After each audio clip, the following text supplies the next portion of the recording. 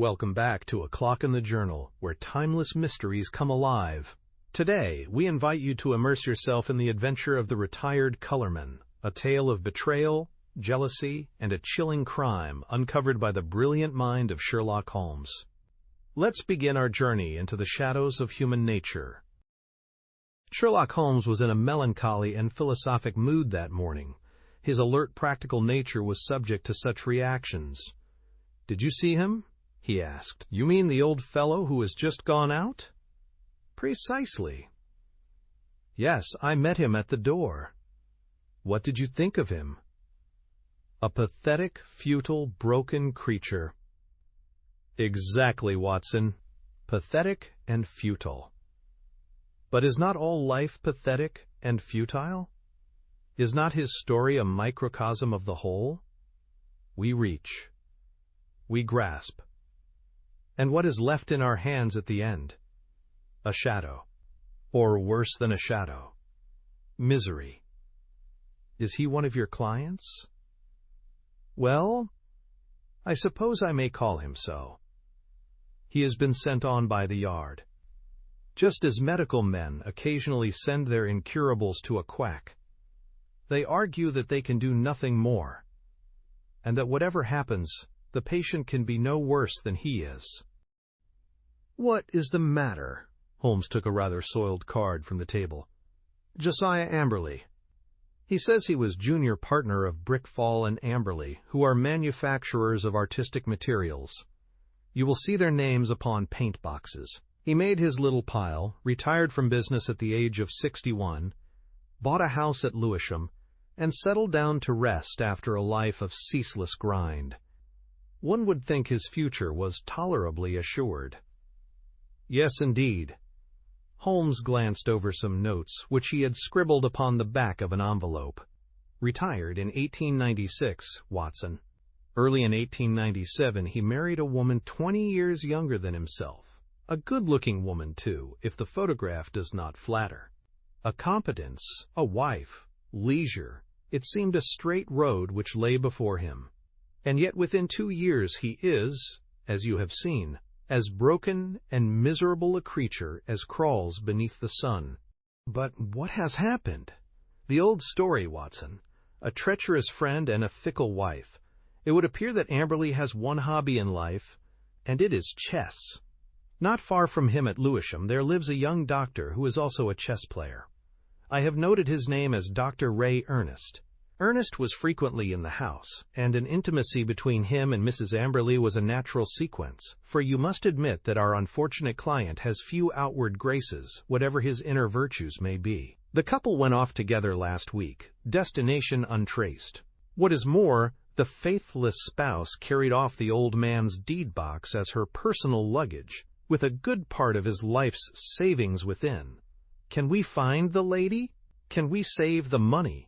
A commonplace problem so far as it has developed, and yet a vital one for Josiah Amberley. What will you do about it?"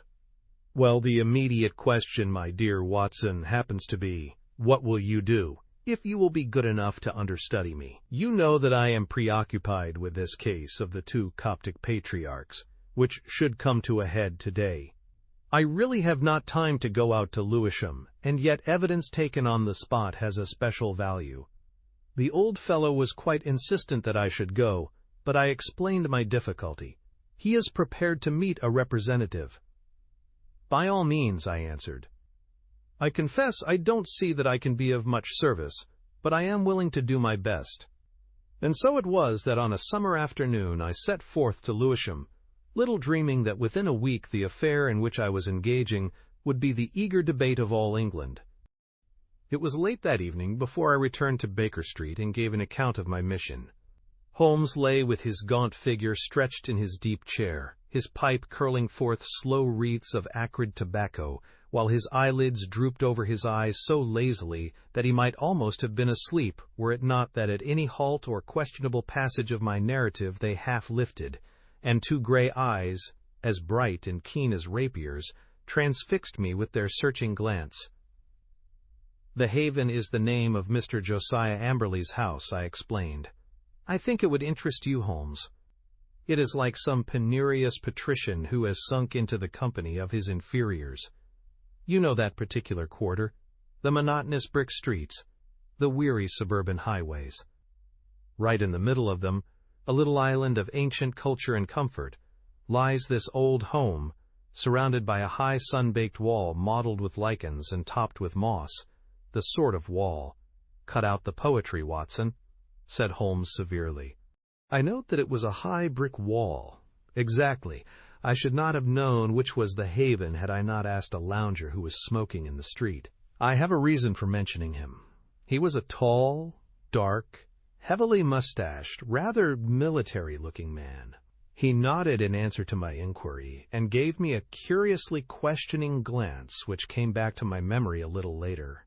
I had hardly entered the gateway before I saw Mr. Amberley coming down the drive. I only had a glimpse of him this morning, and he certainly gave me the impression of a strange creature, but when I saw him in full light his appearance was even more abnormal. I have, of course, studied it, and yet I should be interested to have your impression, said Holmes. He seemed to me like a man who was literally bowed down by care. His back was curved as though he carried a heavy burden. Yet he was not the weakling that I had at first imagined, for his shoulders and chest have the framework of a giant, though his figure tapers away into a pair of spindled legs. Left shoe wrinkled, right one smooth. I did not observe that. No, you wouldn't. I spotted his artificial limb. But proceed. I was struck by the snaky locks of grizzled hair which curled from under his old straw hat, and his face with its fierce, eager expression, and the deeply lined features. Very good, Watson. What did he say? He began pouring out the story of his grievances. We walked down the drive together, and of course I took a good look round.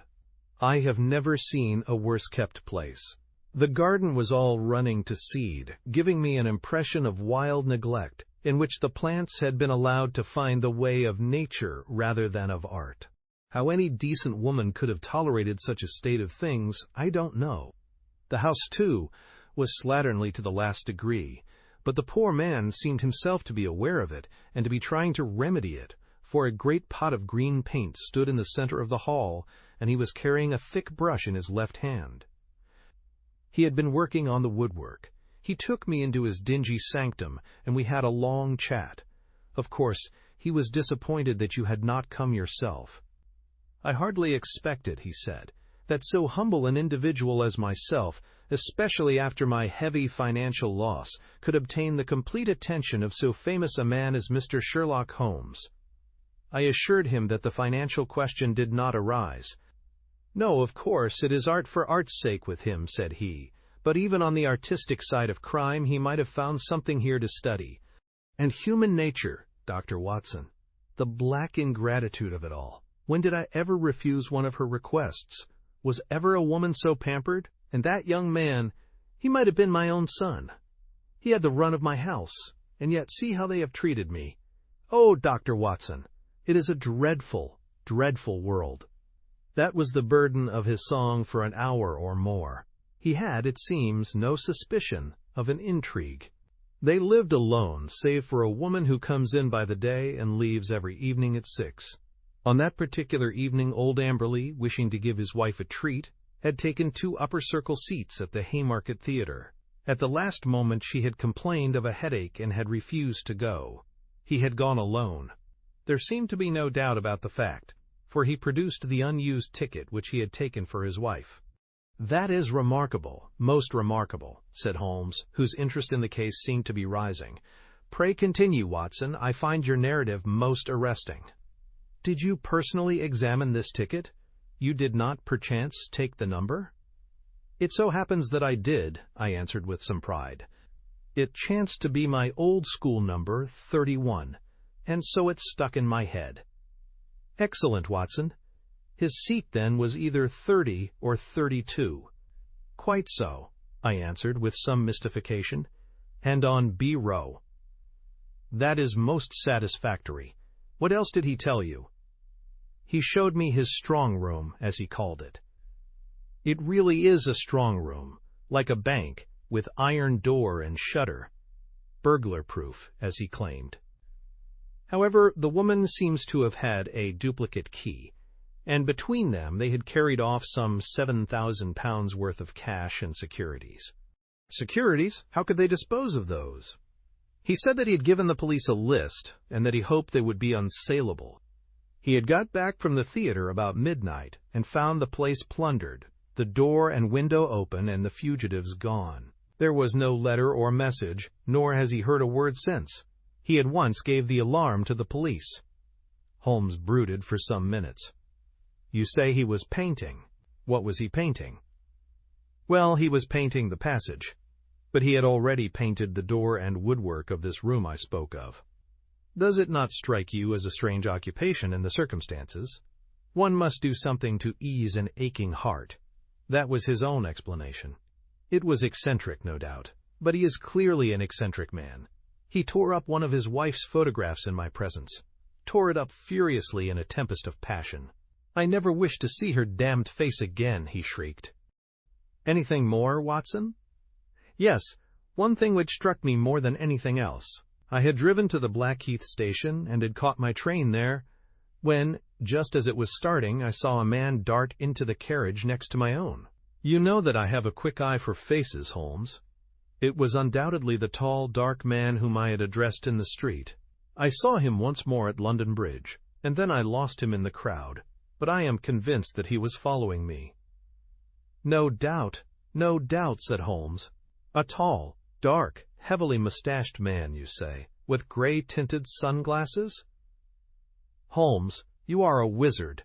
I did not say so, but he had gray-tinted sunglasses. And a Masonic tie-pin? Holmes. Quite simple, my dear Watson. But let us get down to what is practical.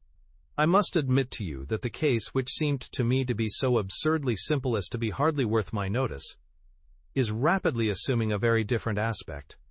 It is true that though in your mission you have missed everything of importance, yet even those things which have obtruded themselves upon your notice give rise to serious thought. What have I missed? Don't be hurt, my dear fellow. You know that I am quite impersonal. No one else would have done better. Some possibly not so well, but clearly you have missed some vital points. What is the opinion of the neighbors about this man Amberley and his wife?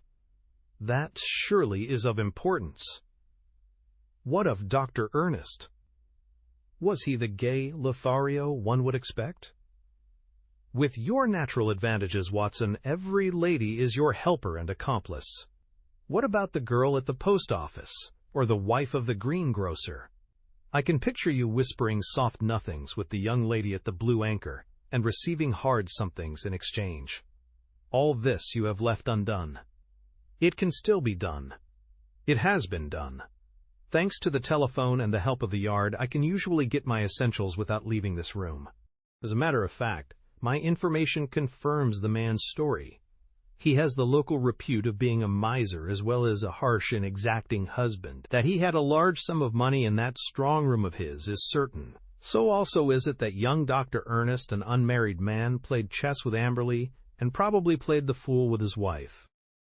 All this seems plain sailing, and one would think that there was no more to be said. And yet, where lies the difficulty? In my imagination, perhaps.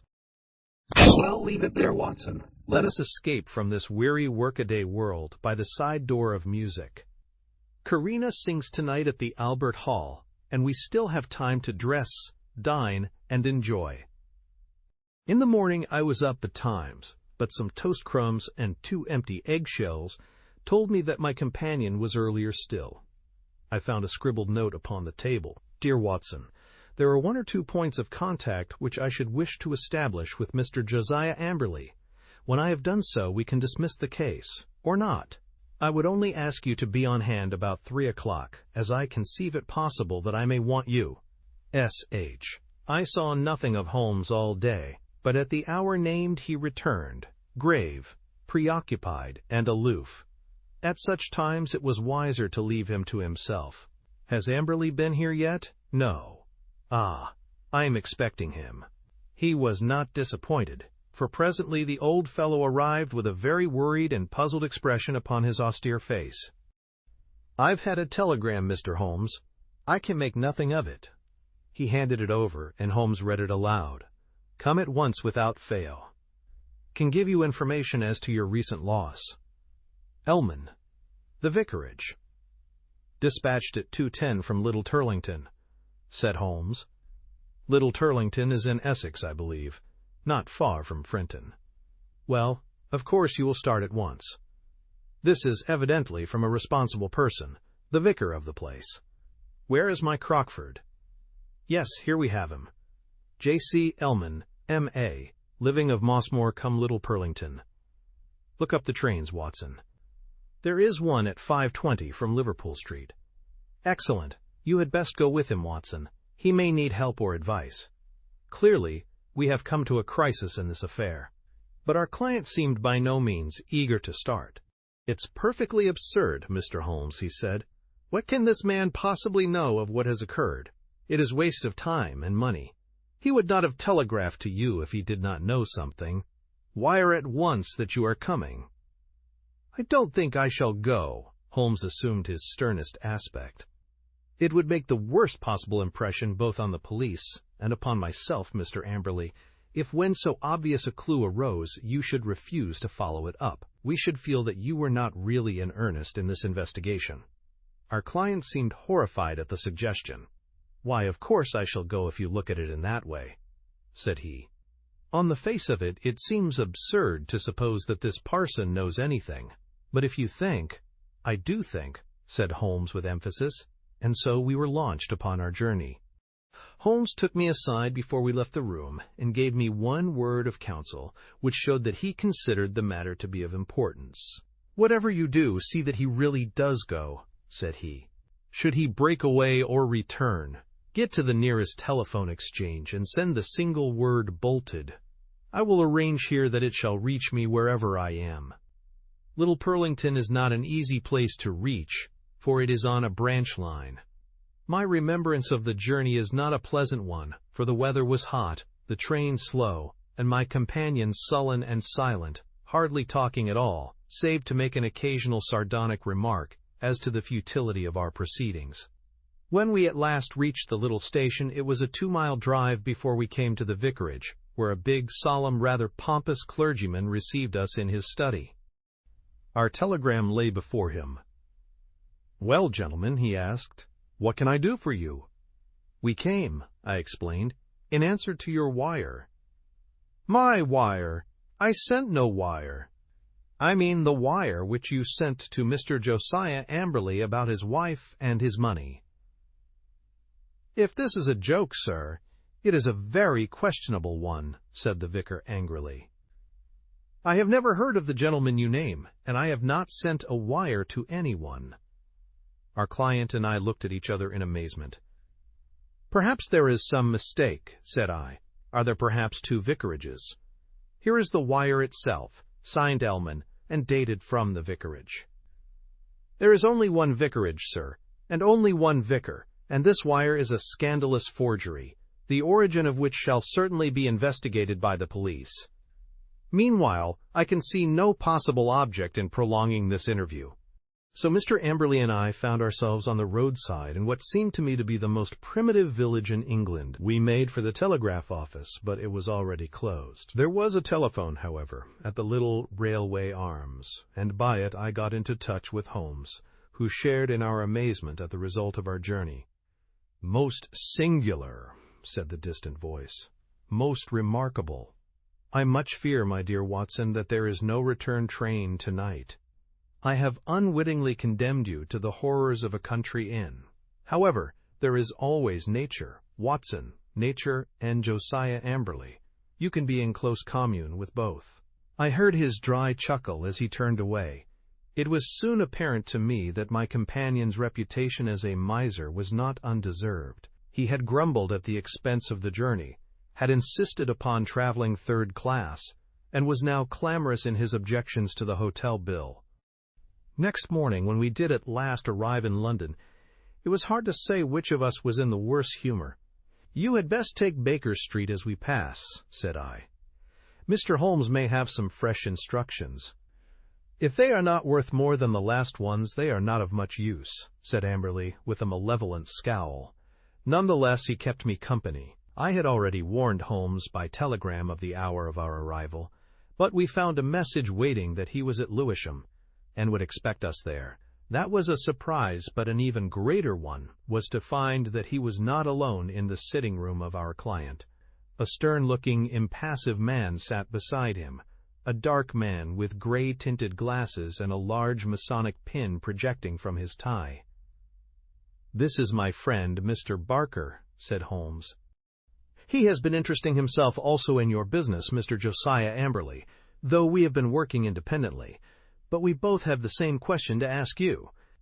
Mr. Amberley sat down heavily. He sensed impending danger. I read it in his straining eyes and his twitching features. "What is the question, Mr. Holmes?" "Only this. What did you do with the bodies?" The man sprang to his feet with a hoarse scream. He clawed into the air with his bony hands. His mouth was open, and for the instant he looked like some horrible bird of prey. In a flash we got a glimpse of the real Josiah Amberley, a misshapen demon with a soul as distorted as his body. As he fell back into his chair, he clapped his hand to his lips as if to stifle a cough. Holmes sprang at his throat like a tiger and twisted his face towards the ground. A white pellet fell from between his gasping lips. "No shortcuts, Josiah Amberley. Things must be done decently and in order. What about it, Barker?" "I have a cab at the door," said our taciturn companion. "It is only a few hundred yards to the station. We will go together. You can stay here, Watson. I shall be back within half an hour." The old colourman had the strength of a lion in that great trunk of his, but he was helpless in the hands of the two experienced manhandlers. Wriggling and twisting, he was dragged to the waiting cab, and I was left to my solitary vigil in the ill-omened house. In less time than he had named, however, Holmes was back, in company with a smart young police inspector. "I've left Barker to look after the formalities," said Holmes. "You had not met Barker, Watson. He is my hated rival upon the Surrey shore. When you said a tall, dark man, it was not difficult for me to complete the picture. He has several good cases to his credit, has he not, Inspector?" "He has certainly interfered several times," the inspector answered with reserve. "His methods are irregular, no doubt, like my own. The irregulars are useful sometimes, you know. You, for example, with your compulsory warning about whatever he said being used against him, could never have bluffed this rascal into what is virtually a confession." "Perhaps not. But we get there all the same, Mr. Holmes. Don't imagine that we had not formed our own views of this case, and that we would not have laid our hands on our man. You will excuse us for feeling sore when you jump in with methods which we cannot use, and so rob us of the credit." "There shall be no such robbery, Mackinnon. I assure you that I efface myself from now onwards, and as to Barker, he has done nothing save what I told him." The inspector seemed considerably relieved. "That is very handsome of you, Mr. Holmes. Praise or blame can matter little to you, but it is very different to us when the newspapers begin to ask questions." "Quite so. But they are pretty sure to ask questions anyhow, so it would be as well to have answers. What will you say, for example, when the intelligent and enterprising reporter asks you what the exact points were which aroused your suspicion, and finally gave you a certain conviction as to the real facts?" The inspector looked puzzled. "We don't seem to have got any real facts yet, Mr. Holmes. You say that the prisoner, in the presence of 3 witnesses, practically confessed, by trying to commit suicide, that he had murdered his wife and her lover. What other facts have you? Have you arranged for a search? There are 3 constables on their way. Then you will soon get the clearest fact of all. The bodies cannot be far away. Try the cellars and the garden. It should not take long to dig up the likely places. This house is older than the water pipes. There must be a disused well somewhere. Try your luck there. But how did you know of it? And how was it done? I'll show you first how it was done, and then I will give the explanation which is due to you, and even more to my long-suffering friend here, who has been invaluable throughout. But first I would give you an insight into this man's mentality. It is a very unusual one, so much so that I think his destination is more likely to be Broadmoor than the scaffold. He has, to a high degree, the sort of mind which one associates with the medieval Italian nature, rather than with the modern Briton. He was a miserable miser who made his wife so wretched by his niggardly ways that she was a ready prey for any adventurer. Such a one came upon the scene in the person of this chess-playing doctor. Amberley excelled at chess. One mark: Watson, of a scheming mind. Like all misers, he was a jealous man, and his jealousy became a frantic mania. Rightly or wrongly, he suspected an intrigue. He determined to have his revenge, and he planned it with diabolical cleverness. "Come here." Holmes led us along the passage with as much certainty as if he had lived in the house, and halted at the open door of the strong room. "Pooh! What an awful smell of paint!" cried the inspector. "That was our first clue," said Holmes. "You can thank Dr. Watson's observation for that, though he failed to draw the inference. It set my foot upon the trail. Why should this man at such a time be filling his house with strong odors? Obviously to cover some other smell which he wished to conceal. Some guilty smell which would suggest suspicions. Then came the idea of a room such as you see here, with iron door and shutter, a hermetically sealed room. Put those two facts together, and whither do they lead? I could only determine that by examining the house myself. I was already certain that the case was serious, for I had examined the box office chart at the Haymarket Theatre, another of Dr. Watson's bull's-eyes, and ascertained that neither B30 nor 32 of the upper circle had been occupied that night. Therefore Amberley had not been to the theatre, and his alibi fell to the ground. He made a bad slip when he allowed my astute friend to notice the number of the seat taken for his wife. The question now arose how I might be able to examine the house. I sent an agent to the most impossible village I could think of, and summoned my man to it at such an hour that he could not possibly get back. To prevent any miscarriage, Dr. Watson accompanied him. The good vicar's name I took, of course, out of my Crockford. Do I make it all clear to you? It is masterly, said the inspector in an awed voice. There being no fear of interruption, I proceeded to burgle the house. Burglary has always been an alternative profession had I cared to adopt it, and I have little doubt that I should have come to the front. Observe what I found. You see the gas pipe along the skirting here. Very good. It rises in the angle of the wall, and there is a tap here in the corner. The pipe runs out into the strong room, as you can see, and ends in that plaster rose in the center of the ceiling, where it is concealed by the ornamentation. That end is wide open. At any moment, by turning the outside tap, the room could be flooded with gas. With door and shutter closed and the tap full on, I would not give 2 minutes of conscious sensation to anyone shut up in that little chamber. By what devilish device he decoyed them there I do not know, but once inside the door they were at his mercy. The inspector examined the pipe with interest. "One of our officers mentioned the smell of gas," said he, "but, of course, the window and door were open then, and the paint, or some of it, was already about." He had begun the work of painting the day before, according to his story. But what next, Mr. Holmes? Well, then came an incident which was rather unexpected to myself. I was slipping through the pantry window in the early dawn when I felt a hand inside my collar, and a voice said, "Now, you rascal, what are you doing in there?" When I could twist my head round, I looked into the tinted spectacles of my friend and rival, Mr. Barker. It was a curious foregathering, and set us both smiling. It seems that he had been engaged by Dr. Ray Ernest's family to make some investigations, and had come to the same conclusion as to foul play. He had watched the house for some days, and had spotted Dr. Watson as one of the obviously suspicious characters who had called there. He could hardly arrest Watson, but when he saw a man actually climbing out of the pantry window, there came a limit to his restraint. Of course, I told him how matters stood, and we continued the case together. Why him? Why not us? Because it was in my mind to put that little test which answered so admirably. I fear you would not have gone so far. The inspector smiled. Well, maybe not. I understand that I have your word, Mr. Holmes, that you step right out of the case now, and that you turn all your results over to us. Certainly, that is always my custom. Well, in the name of the force, I thank you. It seems a clear case, as you put it, and there can't be much difficulty over the bodies. I'll show you a grim little bit of evidence, said Holmes, and I am sure Amberley himself never observed it.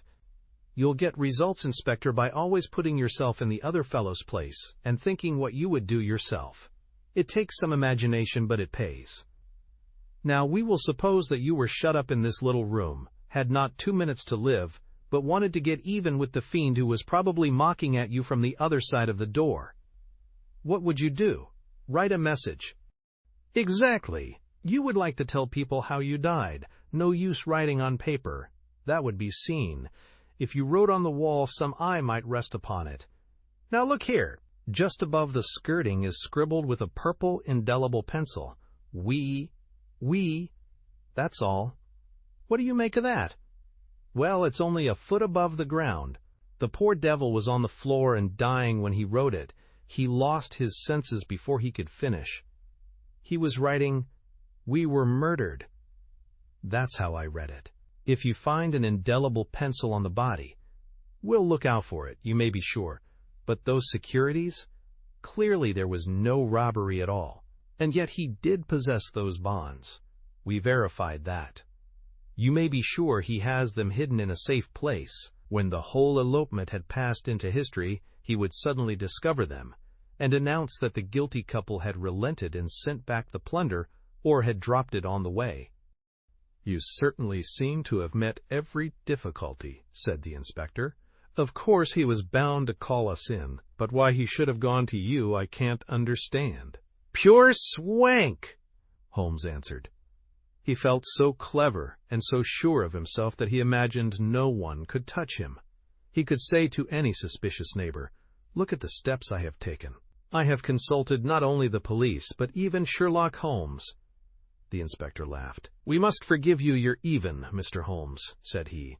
"It's as workmanlike a job as I can remember." A couple of days later, my friend tossed across to me a copy of the bi-weekly North Surrey Observer. Under a series of flaming headlines, which began with "The Haven Horror" and ended with "Brilliant Police Investigation," there was a packed column of print which gave the first consecutive account of the affair. The concluding paragraph is typical of the whole. It ran thus: "The remarkable acumen by which Inspector Mackinnon deduced from the smell of paint that some other smell, that of gas, for example, might be concealed, the bold deduction that the strong room might also be the death chamber, and the subsequent inquiry which led to the discovery of the bodies in a disused well, cleverly concealed by a dog kennel, should live in the history of crime as a standing example of the intelligence of our professional detectives." Well, Mackinnon is a good fellow," said Holmes with a tolerant smile. "You can file it in our archives, Watson. Some day the true story may be told."